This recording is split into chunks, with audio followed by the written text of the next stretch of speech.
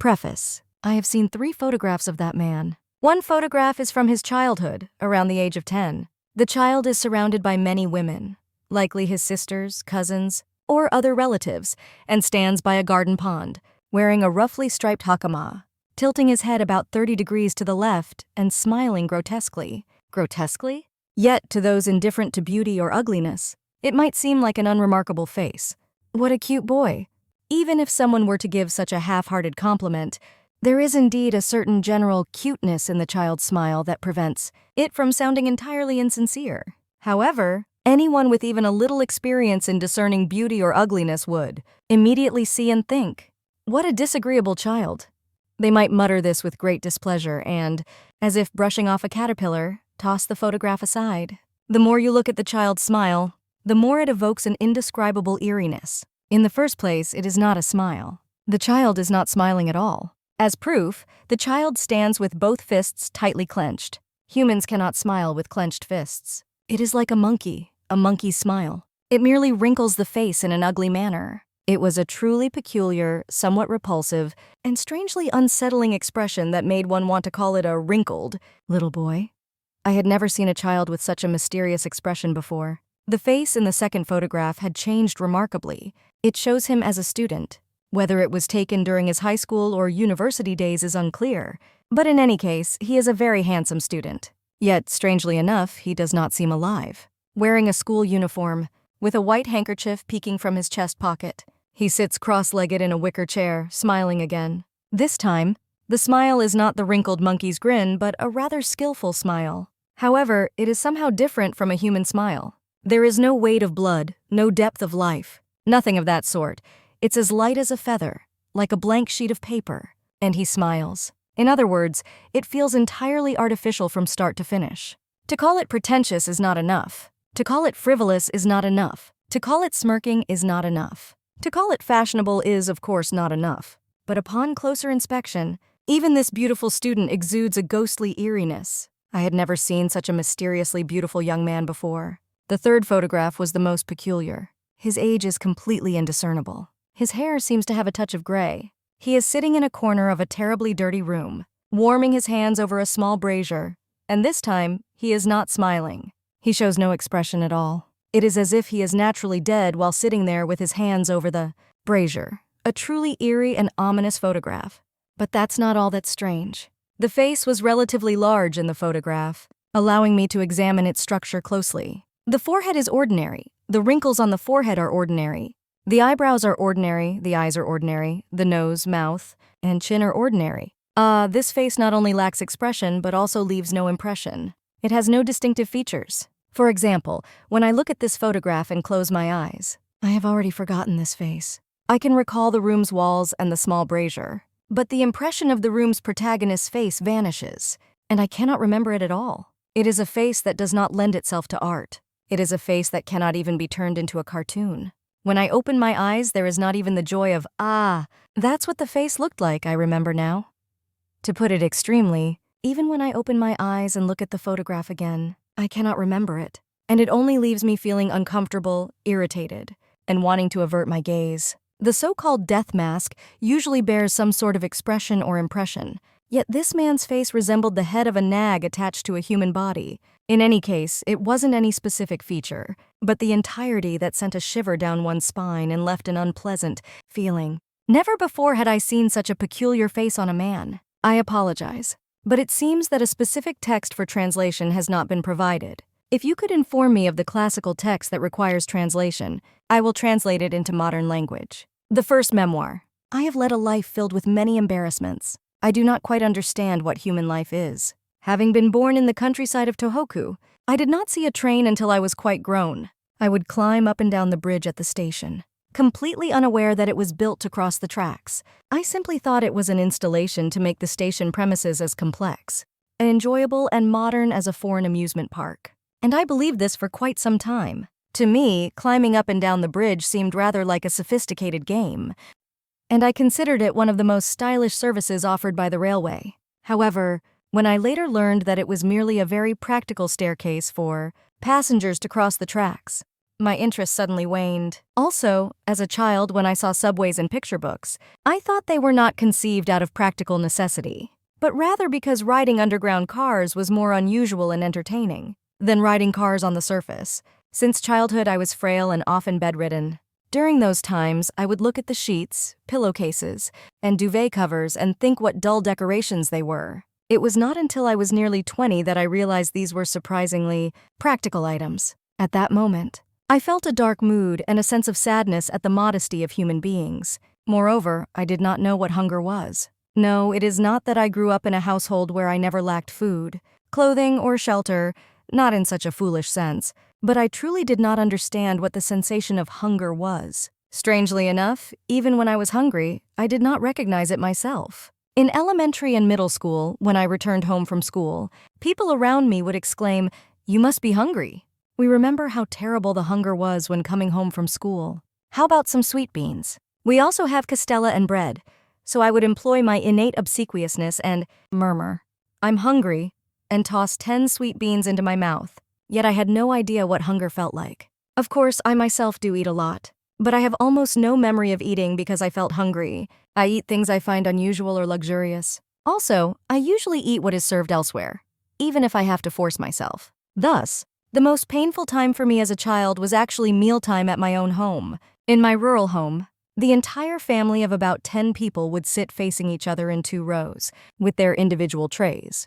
As the youngest, I naturally sat at the lowest seat. The dining room was dimly lit, and during lunch, the sight of a dozen or so family members eating silently always gave me a chill. Moreover, being a household steeped in old-fashioned rural customs, the meals were almost always the same, with no expectation of anything rare or luxurious. That was why I found mealtimes terrifying. I would sit at the far end of the dimly lit room, shivering from the cold, and slowly bring the rice to my mouth, forcing it down. I wondered why humans eat 3 times a day.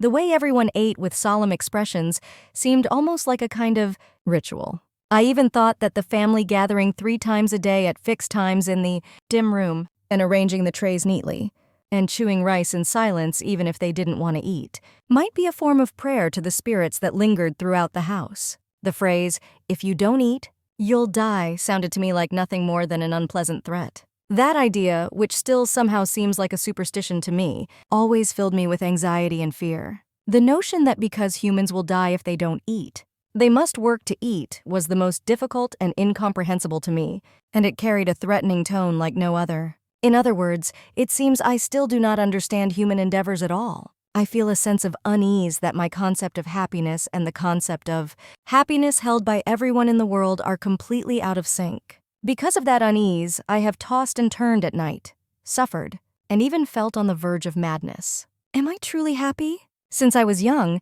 people often told me I was fortunate, but I always felt as if I were in hell. And those who called me fortunate seemed far more comfortable than I could ever be. I felt as if I had 10 lumps of misfortune within me. I even thought that if just one of those were placed on my neighbor, it might be enough to take their life. In other words, I do not understand. I have no idea what kind of suffering my neighbor bears, its nature or extent. It might be a practical suffering, one that could be resolved simply by having a meal. However, it might be the most intense pain, a hellish torment so severe that it would blow away the 10 misfortunes I carry. I do not know. Yet, despite that, they do not commit suicide, nor do they go mad. They discuss politics, live without despair, and continue the battle of life without yielding. Could it be that they are not suffering? Have they become complete egoists, convinced that this is only natural, never once doubting themselves? That would be easy. But perhaps that is what humans are, and perhaps that is perfect. I do not know.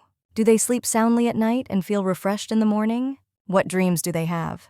What do they think about as they walk down the street? Money? Surely not just that. I feel like I've heard the theory that humans live to eat, but I've never heard the phrase live for money. Yet, depending on the situation, no, I do not know. The more I think about it, the less I understand. And I am overwhelmed by a sense of anxiety and fear that I alone am completely different. I can hardly converse with my neighbors. I do not know what to say or how to say it. What I came up with was to play the role of a clown. It was, for me, the last expression of love towards humanity. Despite my extreme fear of humans, I could not completely give up on them. Through this role of the clown, I managed to barely connect with people. While outwardly maintaining a constant smile, inwardly I was desperate. Providing a service with cold sweat, balancing on a razor's edge, as if it were a 1 in 1,000 chance of maintaining an exquisite balance. From childhood, I had no understanding of what my family was enduring or what thoughts occupied their minds as they went about their lives. I was simply terrified and couldn't bear the awkwardness. Over time, I became skilled at playing the clown, which meant I became a child who never spoke the truth. When I look at photos taken with my family from that time, everyone else has serious expressions, while I alone always wear a strangely distorted smile. This too is a kind of my own childish and sad clowning. Moreover, I never once talked back when my relatives said something to me. Even the slightest scolding felt as powerful as thunder to me, driving me nearly insane. Far from talking back, I came to believe that those scoldings were, in a way, the eternal truth of humanity. Since I lacked the strength to carry out that truth, I thought I might not be able to live with people anymore. Thus, I couldn't argue or defend myself. When people spoke ill of me, I felt they were absolutely right, and I was terribly mistaken. I always silently accepted their attacks, feeling an inner terror so intense it drove me nearly mad. Perhaps no one feels good when criticized or scolded by others. However, I see in the faces of angry people a nature more terrifying than that of lions, crocodiles, or dragons. Although they usually hide this nature, when it is suddenly exposed by anger, like a cow lazily lying in a meadow, suddenly swatting a fly with its tail, I am always filled with a hair-raising dread. And when I think that this nature might also be one of the qualifications for living as a human, I almost feel a sense of despair about myself, trembling with constant fear of people, having no confidence in my words or actions, and keeping my own troubles locked in a small box within my heart. I hid my melancholy and nervousness, pretending to be an innocent optimist. Gradually, I became a perfected clownish eccentric. Just make them laugh no matter what. If I do that, maybe people won't mind that I'm outside their so-called life.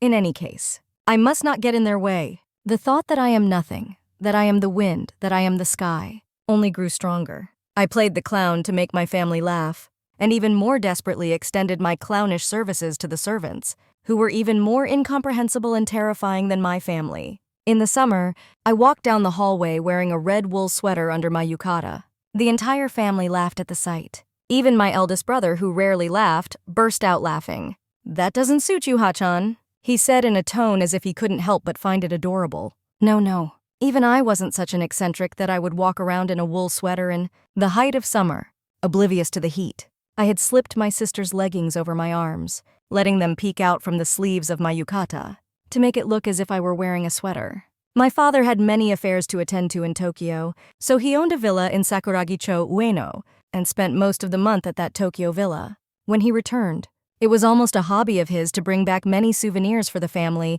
and even relatives. One evening, before my father was set to depart for Tokyo, he gathered the children in the guest room and, with a smile, asked each of us what souvenir we would like him to bring back. He noted down each of our answers in his notebook.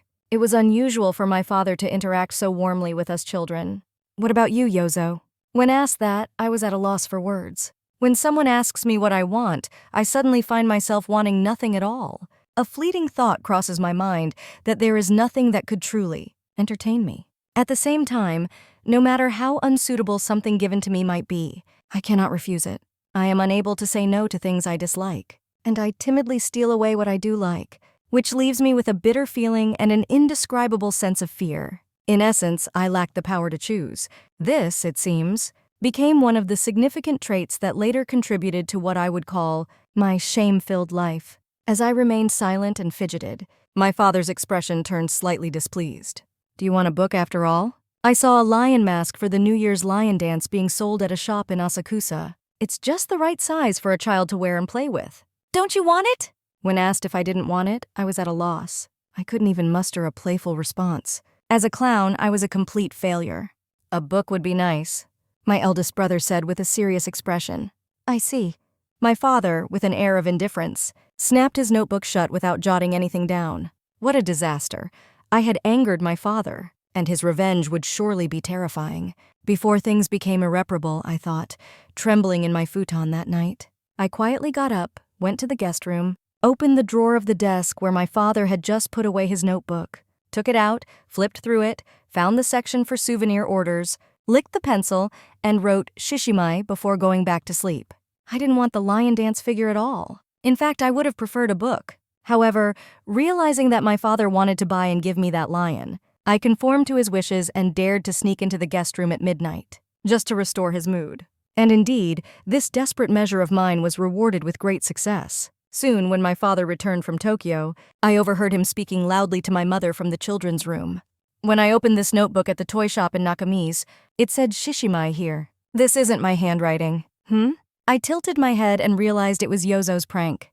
When I asked him, he just grinned and stayed silent, but later, he must have desperately wanted the lion. Well, he's quite an unusual boy. Pretending not to know, he wrote it down properly. If he wanted it so badly, he should have just said so. I laughed at the toy shop's entrance. Call Yozo here quickly. Meanwhile, I gathered the servants in the Western-style room and had one of the male servants bang on the piano keys chaotically, though it was in the countryside. That house had almost everything. I danced an Indian dance to the random tune, making everyone burst into laughter. My second brother took a flash photo of my Indian dance. When the photo was developed, a small part of my anatomy was visible from the seam of my sarong, which was actually a batik furoshiki, causing another round of laughter throughout the house. This, too, could be considered an unexpected success for me. I subscribed to more than 10 new boys' magazines every month and also ordered various books from Tokyo and reading them silently. As a result, I was very familiar with characters like Dr. Makara and Dr. Nanjamonja. I was also quite knowledgeable about ghost stories, storytelling, rakugo, and Edo anecdotes, so I never ran out of jokes to make my family laugh with a serious face. But oh, the thing called school. I was on the verge of being respected there. However, the idea of being respected also made me extremely uneasy. To deceive people almost completely, and then to be seen through by some omniscient being, shattered, and made to feel more ashamed than death, that was my definition of the state of being respected. Even if I deceived people and was respected, if one person knew and informed others, and making them realize they had been deceived, what kind of anger and revenge would those people have? Just imagining it makes my hair stand on end. More than being born into a wealthy family, it was my so-called ability that seemed to earn me respect throughout the school. I had been sickly since childhood, often bedridden for a month or two, sometimes nearly a year, missing school. Yet, even with a recovering body, I would ride a rickshaw to school to take the year-end exams and seemed to be more capable than anyone else in my class. Even when I was in good health, I never studied at all, drawing comics during class and explaining them to my classmates during breaks, to make them laugh. I wrote only humorous stories in my essays and didn't stop even when reprimanded by the teacher. In fact, I knew the teacher secretly looked forward to my humorous stories. One day, as usual, while on the train to Tokyo with my mother, I wrote an essay about the time I urinated in the spittoon in the aisle, though, during that trip, I didn't do it unknowingly, but rather feigned innocence and did it deliberately. I submitted it with a deliberately sad tone. Confident that the teacher would laugh, I secretly followed him back to the staff room. As soon as he left the classroom, he picked out my essay from among others, started reading it while walking down the hallway, chuckled, and then, upon entering the staff room, burst into loud laughter with a red face, sharing it with other teachers. I was very satisfied watching this unfold. Mischievous. I managed to be perceived as what you might call mischievous. I also succeeded in avoiding being respected. My report card boasted perfect scores in all subjects. Yet my conduct grades were sometimes a 7 or a 6, much to the amusement of my family. However, my true nature was the complete opposite of such a mischievous character. Even then, I had already been taught sad things and hurt by the maids and servants. I now believe that doing such things to a child is one of the ugliest, basest, and most cruel crimes humans can commit. Yet I endured it. I even felt as if I had gained another insight into human nature, and I laughed weakly. If I had been in the habit of telling the truth, I might have reported their crimes to my father or mother without hesitation, but I could not fully understand my father and mother either. I had no expectations of appealing to anyone. Whether I appealed to my father, my mother, the police, or the government, I thought it would ultimately be overpowered by the arguments of those who were skilled at navigating the world.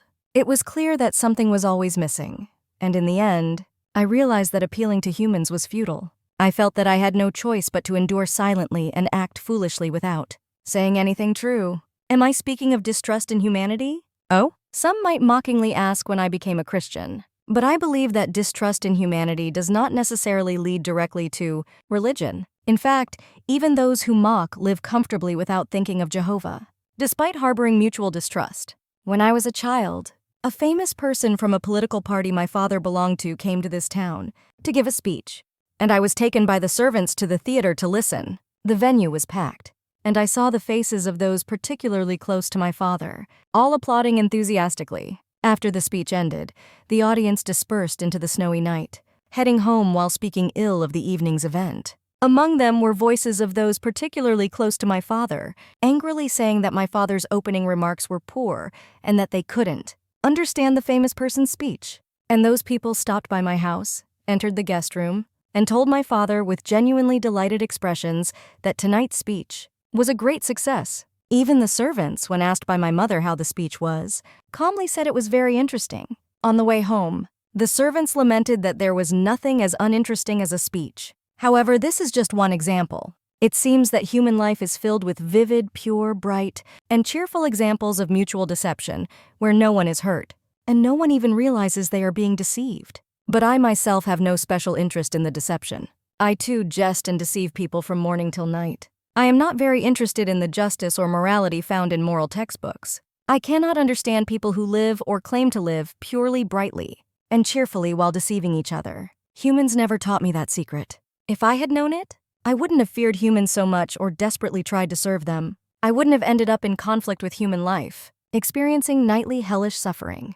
In other words, I didn't report the despicable crimes of the servants to anyone, not out of distrust in humanity, nor because of Christianity, but because humans had firmly closed the shell of trust against me, Yozo. Even my parents occasionally showed me things that were incomprehensible. And it seems that the scent of my solitude, which I could not report to anyone, it was instinctively detected by many women, becoming one of the reasons I was used in various ways in later years. In other words, I was a man who could keep a woman's romantic secrets. I'm sorry, but it seems that no specific text for translation has been provided. If you could inform me of the classical text that needs translation, I will translate it into modern language. The second note. On the shore, so close to the sea that it could be called the water's edge, stood more than 20 large wild cherry trees with jet-black bark. When the new school year began, these mountain cherries would bloom with their splendid flowers against the backdrop of the blue sea, accompanied by sticky brown young leaves. During the flurry of falling blossoms, petals would scatter into the sea, adorning the surface and drifting, only to be carried back to the shore by the waves. I managed to enter a certain middle school in Tohoku, which used that cherry blossom beach as its schoolyard, despite hardly studying for the entrance exams. The school's cap badge and the uniform buttons were also adorned with stylized cherry blossoms. My father chose that seaside and cherry blossom middle school for me partly because our home and a distant relative's house were nearby. I was entrusted to that relative's house, and since the school was so close, I was a rather lazy student who would only start running to school after hearing the morning assembly bell. Yet, thanks to my usual playful demeanor, I gradually became popular in class. For the first time in my life, I ventured, so to speak, to another land, but I felt that this place was much more comfortable than my birthplace. This could be explained by the fact that my clownishness had become second nature by then, making it less of a struggle to deceive people. However, more than that, there exists an unavoidable difficulty in performing between family and strangers, and between home and other lands that even the greatest genius, even Jesus the Son of God, cannot escape. For an actor, the most challenging place to perform is the hometown theater, and in a room where all the relatives are gathered, even the greatest actor would find it impossible to perform. Yet I performed, and it was quite a success. Such a trickster would never fail to perform when venturing to another land. My fear of people was more intense than ever, writhing deep within my heart. However, my acting became truly liberated, and I always made my classmates laugh in the classroom. Even the teachers, while lamenting, "This class would be great if it weren't for Oba," would cover their mouths and laugh. I could even easily make the assigned officer, who would shout like thunder, laugh, just when I thought I had completely concealed my true self. I was unexpectedly stabbed from behind. The one who stabbed me, like others who stab from behind, was the most frail-looking student in the class, with a pale face, wearing a jacket with sleeves so long they seemed like those of Prince Shotoku, likely handed down from his parents. He was utterly incapable academically, always observing during drills and gymnastics like an idiot. I thought there was no need to be cautious of such a student. That day, during physical education, a student, I can't recall the surname now, but I think the first name was Takechi, was observing as usual. We were practicing on the horizontal bar. I deliberately put on the most serious face possible and shouted, "Hey!" as I jumped towards the bar. But I ended up leaping forward like a long jump and landed with a thud on my backside in the sand. It was a planned failure.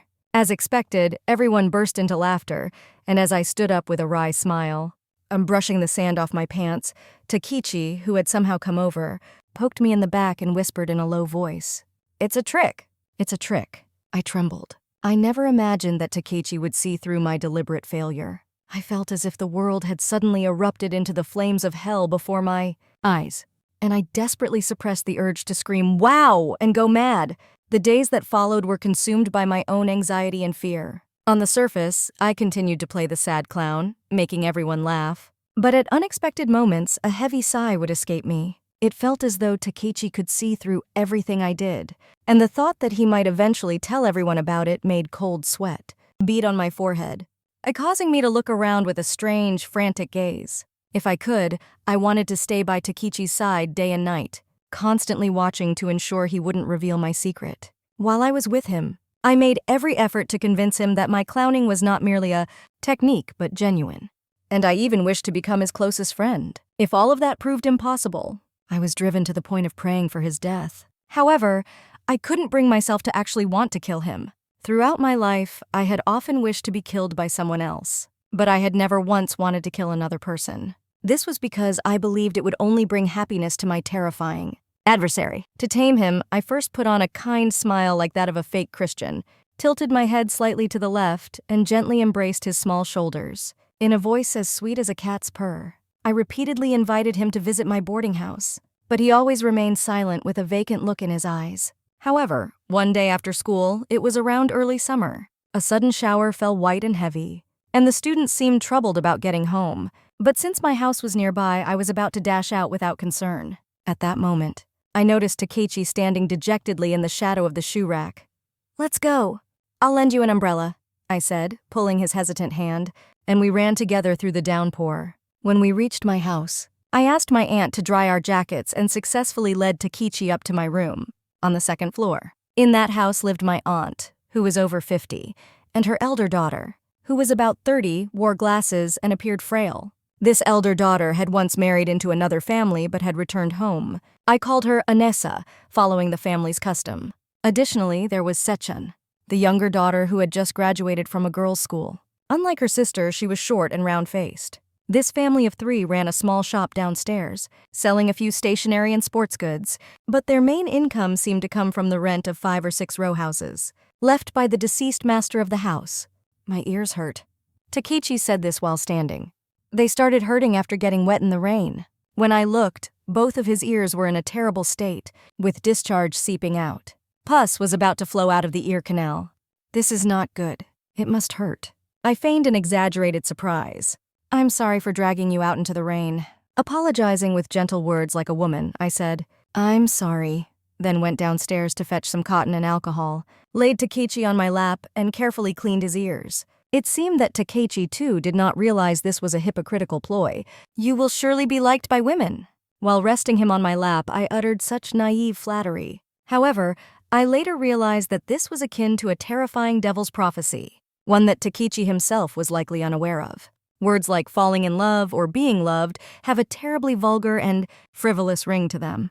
And no matter how solemn the occasion, the mere utterance of such words can instantly shatter the melancholic atmosphere, rendering it mundane. Yet, when one uses a literary expression like the anxiety of being loved instead of the colloquial the burden of being loved, it seems not to disrupt the melancholic mood, which I find curious. When Takechi treated the pus in my ear, he jokingly said, "You'll be loved."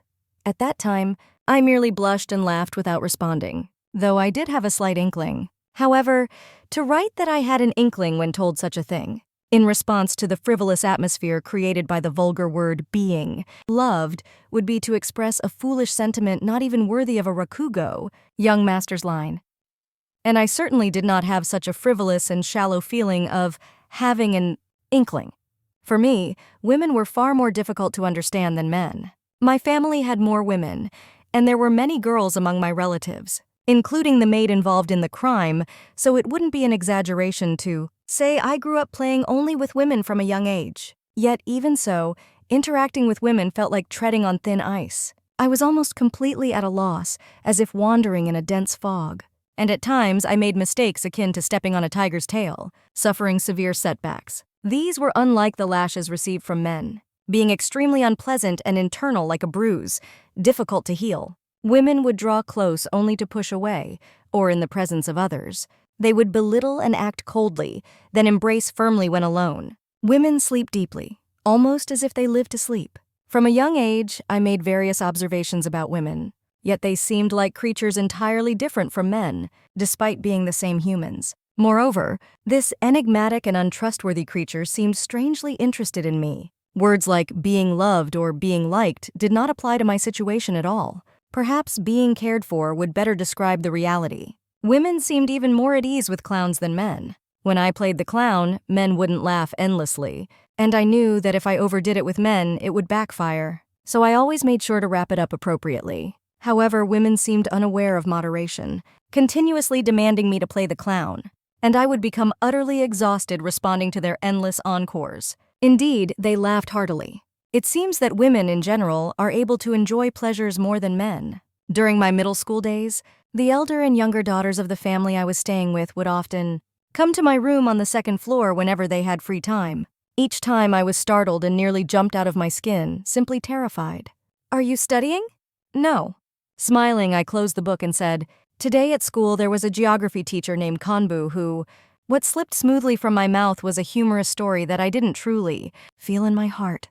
"Hey, try putting on glasses, Ha-chan." One evening, the younger sister, Set-chan, came to my room with her elder sister, Anessa, and after making me fool around for a while, she suddenly suggested such a thing. "Why?" "Just try it on. Borrow Anissa's glasses."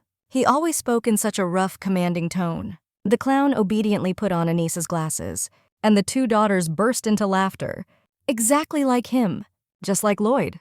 At that time, a foreign film comedian named Harold Lloyd was popular in Japan. He stood up and raised one hand. "Ladies and gentlemen," he said. On this occasion, to all my fans in Japan, he attempted a brief speech, making them laugh even more. After that, whenever Lloyd's films came to the theater in that town, he would go to watch them and secretly study his expressions. It was one autumn night. As I was reading a book in bed, my sister swiftly entered the room like a bird. I suddenly collapsed onto my comforter and began to cry. "Ha-chan, you'll help me, won't you?" "Right? It would be better if we just left this house together." "Help me! Please help me." Saying such harsh things, she began to cry again. However, since this wasn't the first time a woman had shown me such an attitude, I wasn't particularly surprised by Anessa's extreme words. Instead, I lost interest in her trite and hollow expressions, quietly slipped out of the futon, peeled a persimmon on the desk, and handed a slice to Anessa. Then Anissa, while sobbing, ate the persimmon. "Do you have any interesting books? Lend me one," she said. I chose Soseki's book, I Am a Cat, from the bookshelf. "Thank you for the meal." Anessa left the room with an embarrassed smile. However, not limited to Anissa, pondering the emotions women live with was, for me, more complex and troublesome than probing the feelings of an earthworm. And it felt a bit eerie. From childhood experience, I only knew that when a woman suddenly started crying, giving her something sweet would make her eat it and cheer up. Also, my younger sister Set-chan would bring her friends to the room and make everyone laugh as usual. However, when her friends left, Set-chan would always speak ill of them. She would invariably say, "That girl is a delinquent, so you should be careful." I thought she shouldn't bother bringing them if that's the case. But because of that, most of the visitors to my room ended up being girls. However, this was by no means the realization of Takechi's flattery of being adored. In other words, I was merely the Harold Lloyd of Japan's Tohoku region. It was several years later that Takechi's ignorant flattery vividly became a reality like a dreadful prophecy, taking on a sinister aspect. Takechi gave me another important gift. It's a picture of a ghost. Once, when Takechi visited my house on the second floor, he proudly showed me a color print illustration he had brought and explained it to me. At that moment, I thought, oh? It felt as if the path I should take had been decided. And even years later, that feeling never faded. I knew it was nothing more than Van Gogh's famous self-portrait. When we were boys, the so-called French Impressionist paintings were all the rage in Japan. and our first steps in appreciating Western art usually began there. Paintings by Van Gogh, Gauguin, Cézanne, and Renoir were known even to middle school students in the countryside through their photographic reproductions. I had also seen quite a few color prints of Van Gogh's works and was intrigued by the fascinating brushwork and vivid colors, but I had never thought of them as ghostly paintings. Then how about this one? Is it a ghost too? I took out a collection of Modigliani's works from the bookshelf and showed Takechi a nude figure with skin like burnt copper. Amazing, Takechi exclaimed in awe, his eyes wide. Like a horse from hell. I guess it's a ghost too. I want to paint ghostly pictures like this too. Those who are excessively afraid of humans may, conversely, reach a psychological state where they wish to see even more terrifying monsters with their own eyes. The more nervous and easily frightened a person is, the more they might pray for the storm to grow stronger. These groups of painters, after being hurt and threatened by the monster called humanity, ultimately came to believe in illusions and clearly saw specters in the daylight of nature. Moreover, they endeavored to express what they saw without disguising it as a farce. As Takechi said, they boldly painted ghostly pictures. I was so excited that I was moved to tears, and thinking that here were my future comrades. I also paint. I paint pictures of ghosts. I paint horses from hell. And, for some reason, he whispered this to Takechi. This is translated into modern language as follows. And, for some reason, he whispered to Takechi, since elementary school, I have loved both drawing and looking at pictures. However, the pictures I drew never received as much praise as my essays did. I never really trusted people's words, so writing essays was just a formality for me, something that pleased my teachers in elementary and middle school, but I found no enjoyment in it. Only with drawing, excluding comics, did I make efforts, even as a child, to express the subject in my own way. The art examples at school were dull, and the teachers' drawings were poor. So I had no choice but to independently experiment with various methods of expression. When I entered middle school, I had a full set of oil painting tools. But even when I tried to emulate the Impressionist style, my works turned out flat, like paper crafts, and seemed unlikely to succeed as artworks. However, through Takechi's words, I realized that my previous approach to painting was completely wrong. The sweetness and foolishness of trying to express something beautiful just as it is. The masters create beauty from the mundane through their subjectivity, and they do not hide their interest in the grotesque, immersing themselves in the joy of expression, relying not on others' evaluations. I learned this fundamental concept of painting from Takechi, and I began secretly working on self-portraits, hiding them from the female visitors. I was surprised at how grim the painting turned out. However, I thought this was my true self, hidden deep within my heart. Outwardly, I laughed cheerfully and made others laugh, but secretly, I acknowledged that I had such a gloomy heart. Yet I showed the painting to no one but Takechi. I didn't want others to see through my cheerful facade and suddenly become wary of me, nor did I want them to mistake it for a new comedic gimmick and make it a source of laughter, and which was the most painful thought of all. Therefore, I quickly tucked the painting away in the depths of the closet. Moreover, during art class at school, I hid that ghostly technique and continued to paint beautiful things, beautifully, and in the same ordinary style as before. Only with Takechi did I always show my sensitive nerves without concern. And when I confidently showed him my latest self-portrait, he praised it greatly. Encouraged by this, I continued to draw 2 or 3 more ghostly pictures, and from Takechi I received another. "You will become a fine artist." Such a prophecy was bestowed upon me. With the foolish Takechi's prophecies of being loved and becoming a great painter etched in my mind, I eventually made my way to Tokyo. I wanted to enroll in an art school, but my father had long intended for me to enter a high school and ultimately become a government official. And he had communicated this to me.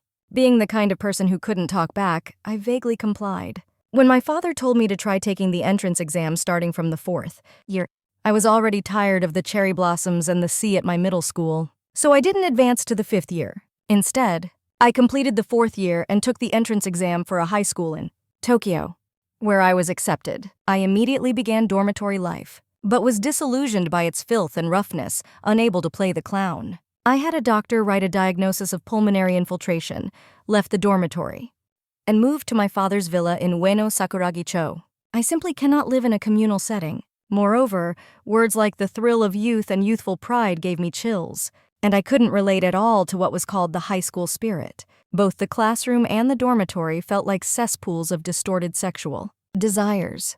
And my nearly perfect clowning was of no use there.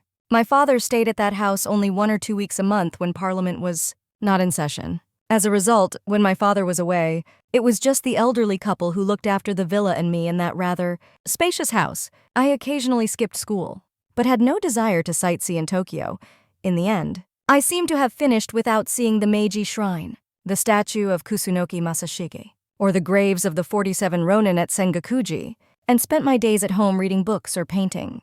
When my father came to Tokyo, I hurried to school every morning, but there were times when I would go to the atelier of the Western-style painter, Shintaro Yasuda, in Hongo Sendagi-cho, and practice drawing for 3 or 4 hours. After leaving the high school dormitory, even when I attended classes, I felt as if I were in a special position, like an auditing student. And though this might have been my own inferiority complex, I felt a sense of detachment from myself, making it increasingly bothersome to go to school. Throughout elementary, middle, and high school, I ultimately never came to understand what school spirit was. I never even tried to memorize the school song. Eventually, at the art school, I was taught about alcohol, tobacco, prostitutes, pawnshops, and leftist ideologies by an art student. It was a strange combination, but that was the reality. The art student's name was Masao Horiki, and he was born in the downtown area of Tokyo. He was 6 years older than me and had graduated from a private art school. But since he didn't have an atelier at home, he continued to study Western painting at this art school. "Could you lend me 5 yen?" We only knew each other's faces and had never spoken a word before. Hesitantly, I handed over the 5 yen. "All right, let's drink. I'll treat you. You're a good kid." Unable to refuse, I was taken to a cafe in Horai-cho near the art school, marking the beginning of my friendship with him. "I've been watching you for a while. That shy smile of yours, it's a characteristic expression of a promising artist. Let's toast to our newfound friendship. Kinu, isn't he handsome? Don't fall for him. Thanks to him coming to the school, unfortunately, I've become the second most handsome guy." Horiki had a handsome face with a swarthy complexion, and unlike most art students, he wore a neat suit. His taste in ties was subdued, and he used pomade to part his hair precisely in the middle. Being in an unfamiliar place, I was simply terrified, crossing and uncrossing my arms, smiling awkwardly as if embarrassed. However, after 2 or 3 glasses of beer, I began to feel a strange sense of liberation. I was thinking of entering an art school, but no, it's boring. Such places are boring. Schools are boring. Our teacher is in nature. It's a passion for nature. However, I felt no respect for what he said. What a fool. He must be bad at painting too. But he might be a good companion for fun, I thought. In other words, at that moment, for the first time in my life, I encountered a genuine city loafer. Although different in form, he was indeed similar to me in that he had completely detached himself from the workings of the world and was lost. Yet, he unconsciously played the clown and was entirely unaware of the misery of his clowning, which was fundamentally different from me, even though I always despised him, thinking he was just playing around and only associating with him as a playmate, and sometimes even felt ashamed of our friendship as we walked together. I ultimately found myself defeated by this man.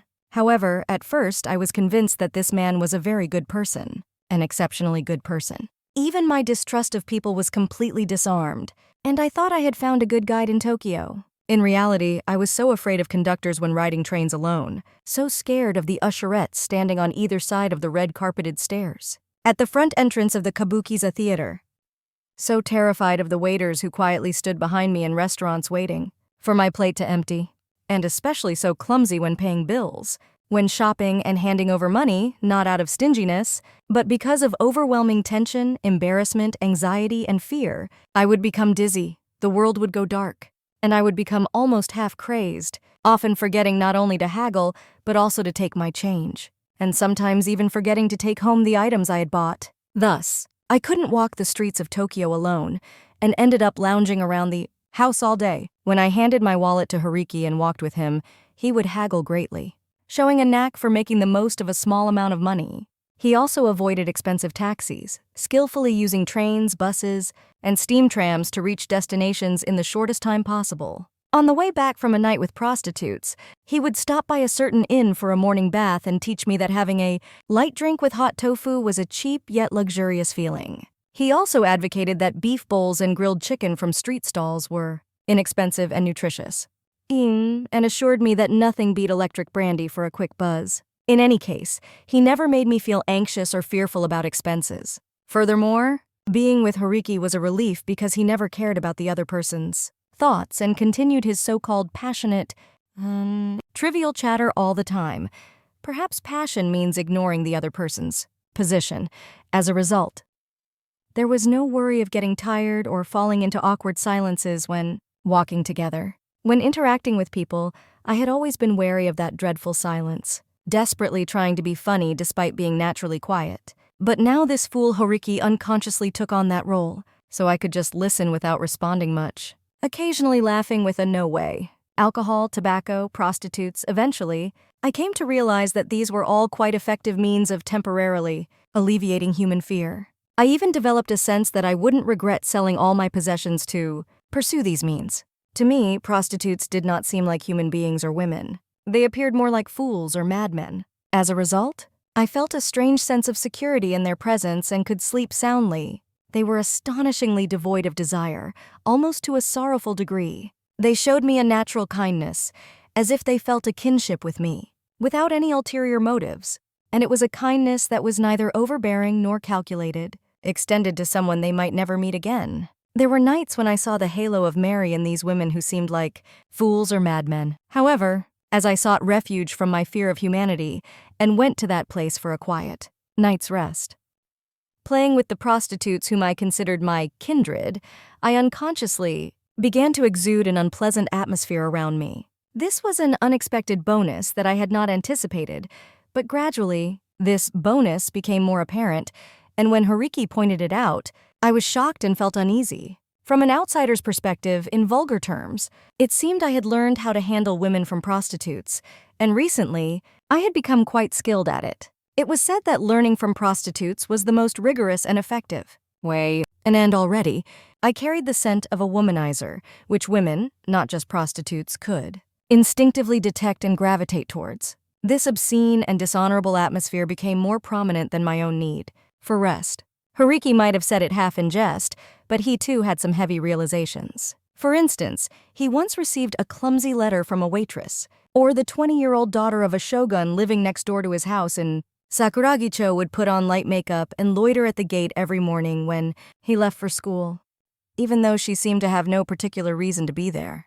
When he went out for beef, the waitress would pay him special attention even if he remained silent, or there would be something inside the cigarette box handed to him by the tobacconist's daughter. There were reactions from the person sitting next to him when he went to see kabuki.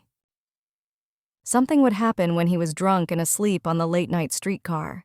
Or unexpectedly, he would receive an earnest letter from a cousin in his hometown, or an unknown girl would leave a handmade doll at his place while he was out. Because he was extremely passive, these were all just fragments, with no further developments. But it was undeniable that there was something about him that made women dream, not as a boast or a joke. Being pointed out by someone like Horiki, he felt a bitterness akin to humiliation and suddenly lost interest in playing with prostitutes. Horiki, driven by his pretentious modernity, for which I can think of no other reason, even now, once took me to a secret study group for a communist reading circle. For Horiki, the secret communist meeting might have been just another part of his Tokyo tour.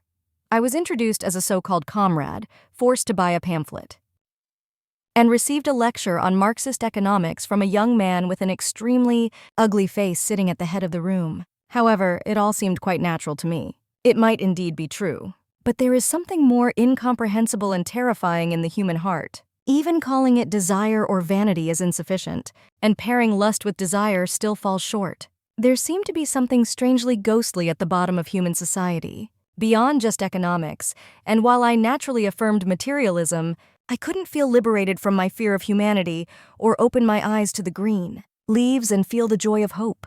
Yet, I never missed a meeting, and it was amusing to see the comrades with stiff faces, as if it were a major event, absorbed in studying theories akin to elementary arithmetic. So I tried to lighten the atmosphere with my usual antics, and perhaps because of that, the tense atmosphere of the study group gradually eased, and I even became an indispensable popular figure at the meetings. These seemingly simple people might have thought of me as a simple, optimistic jester comrade like themselves, but if that were the case, I had deceived them completely. I was not a comrade. However, I continued to attend the meetings without fail. providing my comedic services to everyone. It was because I liked them. I was fond of those people. However, it wasn't necessarily a camaraderie bound by marks. The illegality of it all was somehow enjoyable to me. Rather, I found it comforting. The legality of the world seemed more terrifying to me. There is an unfathomable strength sensed there. Unable to understand its mechanism, I couldn't sit in a windowless, chilling room, even if the outside was an illegal sea. Diving in and swimming, eventually leading to death, seemed rather liberating to me. There is a term, shadowed person. It seems to refer to miserable losers or villains in human society. But I have felt like a shadowed person since I was born. When I encounter someone pointed at by society as a shadowed person, I invariably feel a sense of kindness. And that kind heart of mine was so gentle that even I was entranced by it. There is also the term criminal consciousness. I might have spent my life tormented by that consciousness in human society, yet it was like a good companion, akin to an old wife, and perhaps one way of living was to play alone with it. Additionally, there is the phrase, a body with a scar on the shin, but that scar naturally appeared on one of my shins since I was a baby, and instead of healing as I grew, it deepened, reaching the bone. The nightly pain was like 1,000-changing hell, but, this is a very strange way to put it, the scar became more familiar than my own flesh and blood. And the pain of the scar seemed like the living emotions or even whispers of love from the scar itself. For someone like me, the atmosphere of that underground movement group felt strangely reassuring and comfortable. And I felt more aligned with the atmosphere of the movement than its actual purpose. In Horiki's case, it was just the foolish teasing of a simpleton, and after introducing me to the meeting once, he never attended again, making poor jokes like, Marxists need to inspect the consumption side as well as the production side, and constantly trying to drag me into those consumption inspections. At the time, there were various types of Marxists. Some, like Horiki, claimed it out of vain modernity, while others, like me, were simply drawn to the scent of illegality and settled in. If the true believers of Marxism had seen through our realities, both Horiki and I would have been furiously expelled as vile traitors. However, neither Horiki nor I were easily expelled, and especially in that illegal world.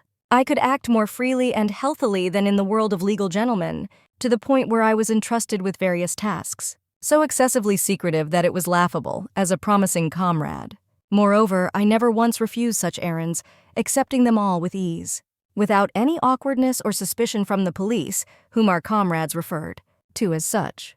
I managed to carry out these so-called dangerous tasks with precision, all the while laughing and making others laugh. The tasks they entrusted to me, despite their exaggerated caution and tension, as if they were of great importance, were surprisingly trivial, akin to poorly imitated detective stories. Yet they insisted on treating them with utmost seriousness. At that time, my mindset was such that even if I were to be arrested as a party member and spend the rest of my life in prison, I would remain unfazed. I even considered that it might be easier to live in a jail cell than to endure the nightly hell of insomnia, tormented by the fear of what people called real life. When my father was at the villa in Sakuragicho, he often had visitors or went out, so even though we lived in the same house, there were times when we wouldn't see each other for 3 or 4 days. However, I found my father intimidating and frightening, and I contemplated leaving the house to live in a boarding house, but I couldn't bring myself to say it. Just then, I heard from the old man managing the villa that my father seemed to be planning to sell the house. My father's term as a member of parliament was nearing its end. For various reasons, it seemed he no longer intended to run for election. Moreover, he had built a retirement home in his hometown and appeared to have no lingering attachments to Tokyo. Perhaps he thought it wasteful to maintain a mansion and servants for someone like me, just a high school student. I couldn't understand my father's feelings, just as I couldn't understand those of the people around me. In any case, the house soon passed into someone else's hands, and I moved into a dimly lit room in an old boarding house called Senyukan in Hongo Morikawacho. And soon enough, I found myself in financial trouble. Until then, I had received a fixed monthly allowance from my father, which I would spend within 2 or 3 days. Yet, there were always cigarettes, alcohol, cheese, and fruit at home. I could also buy books, stationery, and clothing on credit from nearby stores. And even if I treated Horiki to soba or tempura rice bowls, I could leave the store without a word if it was one my father favored in the neighborhood. Suddenly, living alone in a boarding house, I had to manage everything with a fixed monthly remittance, which left me bewildered. The money would disappear in 2 or 3 days, and I became terrified, almost driven mad by the anxiety. I sent telegrams and detailed letters. The circumstances I described in those letters were all humorous fabrications. I believed that making someone laugh was the best strategy when asking for something to my father. I brother and sister asking for money alternately. I also began frequenting pawn shops, as Haruki had taught me, but I was always short of money. In the end, I lacked the strength to live alone in a boarding house with no connections. I was so afraid of being alone in that room, feeling as if someone might attack me at any moment, that I would dash out into the streets, helping with the movement or drinking cheap liquor with Haruki, neglecting both my studies and art. In November of my second year in high school, I was involved in a double suicide incident with an older married woman, and my life changed completely. Despite frequently skipping school and hardly studying, I somehow managed to write decent exam answers, successfully deceiving my family back home. However, it seemed that my lack of attendance was being reported to my father by the school, and my eldest brother, acting on my father's behalf, began sending me long, stern letters. Yet, more directly painful to me than that was the lack of money and the increasingly intense and demanding activities of the movement, which could no longer be treated as a mere pastime. I became the action leader for all the Marxist students in the schools around Hongo, Koishikawa, Shitaya, and Kanda, among other districts. Hearing the term armed uprising, I bought a small knife, but in hindsight, it was so delicate it wouldn't even suffice to sharpen a pencil. I carried it in the pocket of my raincoat, rushing around to make so-called contacts. I wanted to drink and sleep soundly, but I had no money. On top of that, the party, I recall we called it P, but I might be mistaken, kept sending requests for tasks, leaving me no time to breathe. With my frail health, I could hardly keep up. Initially, I had helped the group out of a mere interest in illegality, but as it became busier, I couldn't help but feel a sense of dissatisfaction, thinking, isn't this misplaced? Why don't you have your direct members do it? I ran away. Running away didn't make me feel any better, and I decided to die. At that time, there were 3 women who held a special affection for me. One of them was the daughter of the senyukan, where I was staying. This young woman would always come to my room with stationery and a fountain pen. After I returned utterly exhausted from helping with the usual activities and fell asleep without even eating. I'm sorry. Downstairs. My younger siblings are so noisy that I can't write a letter in peace. Saying this, she would sit at her desk and write something for over an hour. Though I could have pretended to be asleep, she seemed to want me to talk to her. So I summoned the spirit of passive service, even though I truly didn't want to say a word. I mustered the energy in my utterly exhausted body, lay on my stomach, and smoked a cigarette. I heard there's a man who boiled his bath with love letters he received from a woman. Oh, how awful. Was it you? Have you ever warmed up milk and drunk it? How delightful, I must try it. I wished she would leave soon. It's so obvious that she's writing a letter. Surely she's writing something trivial. Show me. With a feeling of not wanting to see it even in death, I said, oh no, I don't want to. And her delighted demeanor was so unbecoming that it only spoiled the mood. So I thought I would ask her to run an errand for me. I'm sorry, but could you go to the pharmacy on the streetcar line and buy some Kalmatin for me? I'm too tired, my face is flushed, and I can't sleep. I'm sorry? The money is... It's fine, don't worry about the money. She happily stood up. I was well aware that asking a woman to do an errand was not something that would disappoint her. Rather, women were pleased when asked by men to do such tasks. The other was a student in the literature department of a women's higher normal school, a so-called comrade. With her, I had to meet every day for the sake of that particular movement, whether I liked it or not. Even after our meetings were over, she would follow me around endlessly and buy me things indiscriminately. You can think of me as your real sister. Shivering at her pretentious demeanor, I said, that's what I intend to do. I replied with a smile tinged with melancholy.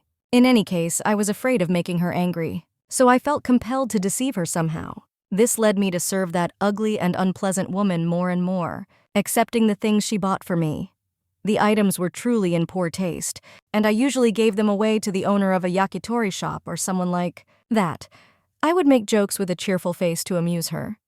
And one summer night, when she wouldn't leave, I kissed her in a dark part of town, hoping she would go home. She shamelessly became frenzied with excitement, called a car, and took me to a narrow Western-style room in a building that seemed to be secretly rented for their movement, where we ended up in a ruckus until morning. What an outrageous sister, I secretly chuckled to myself. With the daughter of the boarding house and these so-called comrades, I found myself in a situation where I had to see them every day, unable to skillfully avoid them like the various women I had encountered before. Inevitably, driven by that familiar anxiety, I became desperate to keep these two in good spirits, and before I knew it, I was in a state as if paralyzed. Around that time, I received an unexpected kindness from a waitress at a large cafe in Ginza. Although I had only met her once, I was so preoccupied with that kindness that it filled me with an overwhelming sense of worry and vague fear. By then, I had developed enough audacity to ride the train alone, visit the Kabukiza theater, or enter a cafe wearing a kasuri kimono, all without relying on Hariki's guidance. Internally, I continued to doubt, fear, and agonize over human confidence and violence, but outwardly, I was gradually able to exchange greetings with others more earnestly. No, that's not quite right. I still couldn't greet others without the painful laughter of a defeated clown. But somehow, whether thanks to the frantic running around from that exercise, the influence of women, or alcohol, but mainly due to financial constraints, I was beginning to acquire the skill to manage awkward greetings. No matter where I was, I felt terrified, and I thought that if I could blend into a large cafe with many drunken patrons, waitresses and busboys, my constantly pursued heart might find some peace. So I took 10 yen and entered that large cafe in Ginza alone, speaking to the waitress with a smile. "I only have 10 yen, so keep that in mind," I said. "No need to worry." There was a hint of a Kansai accent in her voice, and somehow that single phrase calmed my trembling heart. No, it wasn't because my financial worries had disappeared. It was because I felt like I didn't need to feel uneasy being near her. I drank alcohol. Feeling a sense of security around her, I didn't feel like joking around. Instead, I showed my naturally quiet and gloomy side without hiding it and drank silently. "Do you like this kind of thing?" The woman placed various dishes in front of me. I shook my head.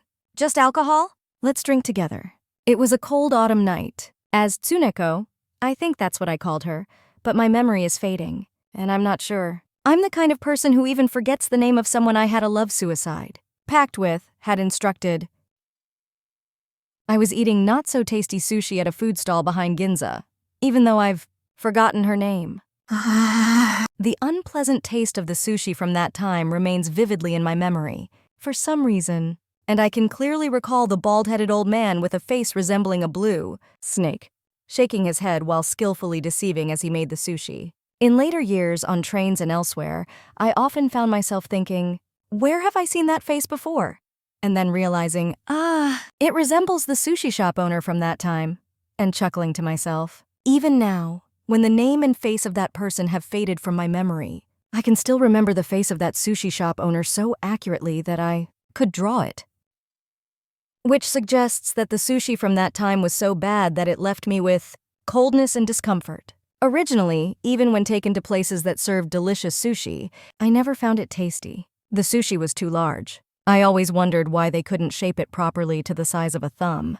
I was waiting for her. The man rented the second floor of a carpenter's house in Honjo. I was there, drinking tea, not bothering to hide my usual gloom, as if pressing my cheek with one hand due to a severe toothache. It seemed that my demeanor, rather than repelling him, actually endeared me to him. He too was like a woman completely isolated, with only cold winter winds blowing around and fallen leaves swirling wildly. While we were resting together, he began to talk about being 2 years older and coming from Hiroshima.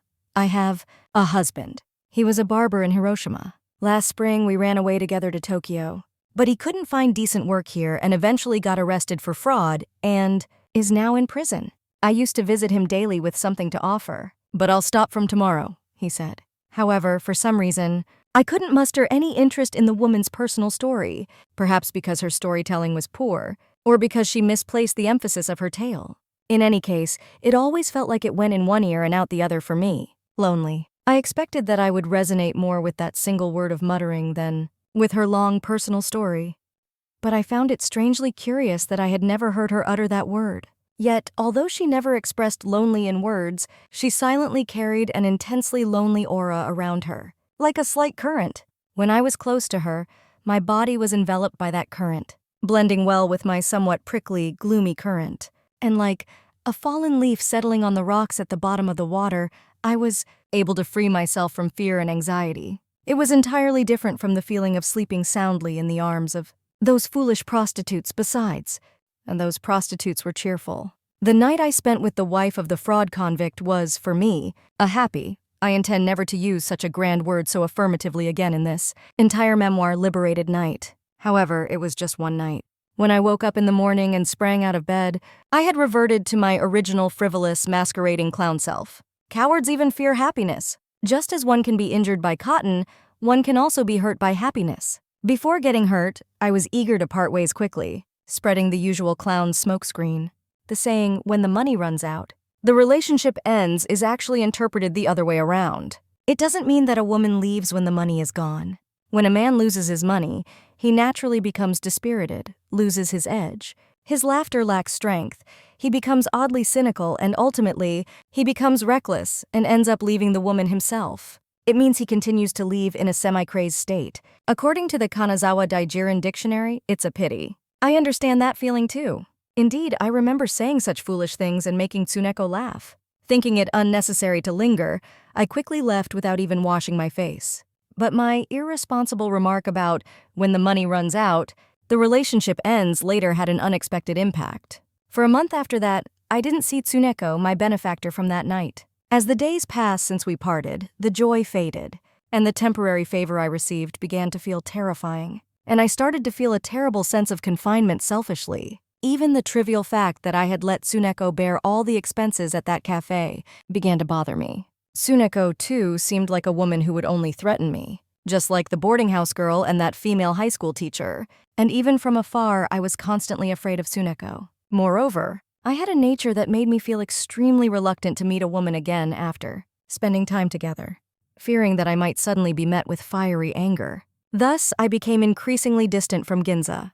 However, this reluctance was not due to my cunning, but because I had yet to fully understand the strange phenomenon where women, after spending time together, completely separate the time spent from the morning after, living as if they had forgotten everything, with no connection between the two worlds. At the end of November, I was drinking cheap sake with Hariki at a food stall in Kanda. This troublesome friend of mine kept insisting we continue drinking elsewhere, even after we left the stall. Despite having no money left, he persisted, saying, "Let's drink, let's drink."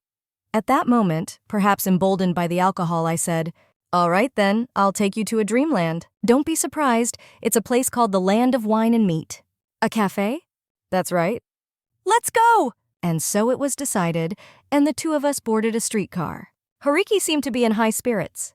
"I'm craving female company tonight. Do you think I could kiss a waitress?" I didn't particularly enjoy seeing Hariki in such a drunken state. Knowing this, he would press the issue with me in that manner. "Listen, I'm going to kiss her. I'll definitely kiss the waitress sitting next to me. Got it?" "I don't mind." "How wonderful. I am famished and thirsting for female company."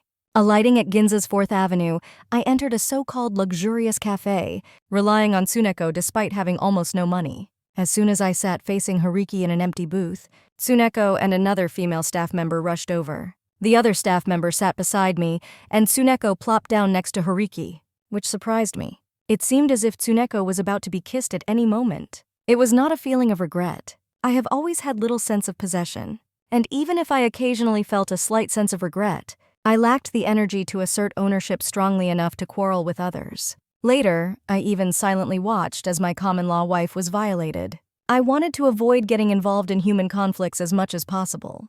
I was afraid of being caught up in that whirlpool. Tsuneko and I were only a one-night affair. Tsuneko was not mine. I had no reason to harbor such presumptuous desires as regret. However, I was taken aback. It was because, right before my eyes, I saw Hariki passionately kissing Tsuneko, and I felt sorry for her. Tsuneko, tainted by Hariki, would have to part ways with me, and I didn't have strong enough feelings to hold on to her. This is the end, I thought, momentarily surprised by Tsuneko's misfortune. But I quickly resigned myself like water, comparing Hariki and Tsuneko's faces and smirking. However, the situation truly took an unexpected turn for the worse. "I quit," Hariki said, twisting his mouth. "Even I can't handle such a poverty-stricken woman after all." He crossed his arms with a troubled expression, gazing intently at Tsuneko while giving a wry smile. "Please give me some sake. I have no money." I whispered to Tsuneko in a low voice, feeling an overwhelming urge to drink until I was soaked. To the so-called Philistines, Tsuneko appeared as nothing more than a shabby, impoverished woman not even worth a drunkard's kiss. Astonishingly, I felt as if I had been struck by lightning. I drank more sake than ever before, becoming dizzy with intoxication, and exchanged sorrowful smiles with Tsuneko. Indeed, when I was told so, I thought she was merely a strangely weary and poor-looking woman, yet at the same time, a sense of kinship between us. Both penniless, though the contrast between wealth and poverty may seem cliched, and I now believe it remains one of the eternal themes of drama, welled up within me, and I felt affection for Tsuneko. For the first time in my life, I consciously felt my heart stir weakly but actively with love. I vomited. I lost all sense of time and place. It was the first time I had drunk so much that I lost myself. When I awoke, Tsuneko was sitting by my pillow. I had been sleeping in the second-floor room of a carpenter's house in Honjo. I thought it was a joke that when the money runs out, the relationship ends. But you were serious. You didn't come to see me. What a complicated way to end things. Even if I earn money for you, is it no good? No good. After that, the woman also rested, and around dawn, the word death escaped her lips for the first time. She seemed exhausted from living as a human being. I, too, when contemplating the fears and troubles of the world, money issues. The movement, women, and studies felt that I could no longer endure living. And I readily agreed to her suggestion. However, at that point, I still couldn't truly feel the resolve to die. There was something lurking within me that felt like play. That morning, the two of us wandered around the 6th district of Asakusa. We entered a cafe and drank milk. You pay for it. I stood up, took out my purse from my sleeve, and opened it to find only 3 copper coins inside. I was seized by a feeling more terrifying than shame. And what instantly came to mind was my room at the Senyukan. There, only my uniform and futon remained, and there was nothing else that could be pawned in that desolate room. I clearly understood that the only reality I had was the kasuri kimono and mantle I was wearing. I keenly felt that I could not go on living. As I stood there bewildered, the woman rose and looked into her purse. "Oh, is that all?" Her voice was devoid of emotion, yet it pierced me to the bone. It was the voice of the first person I had ever loved, which made it all the more painful. Those 3 copper coins were not money, neither more nor less. It was a strange humiliation I had never experienced before, so profound I could hardly bear to live. At that time, I suppose I had not yet shed my identity as a wealthy young man. In that moment, I resolved with a palpable sense of determination to end my life. That night, we plunged into the sea at Kamakura. The woman said, "This sash is borrowed from a friend at the shop," and she untied it, folded it, and placed it on the rock. I, too, removed my cloak and placed it beside hers, and together we entered the sea. The woman perished. Only I survived. I was a high school student, and perhaps because my father's name held some news value, the incident was reported quite prominently in the newspapers. I was hospitalized at a seaside hospital. A relative rushed from my hometown to handle various formalities. This relative told me that my entire family, starting with my father, was furious and that I might sever ties with my family home.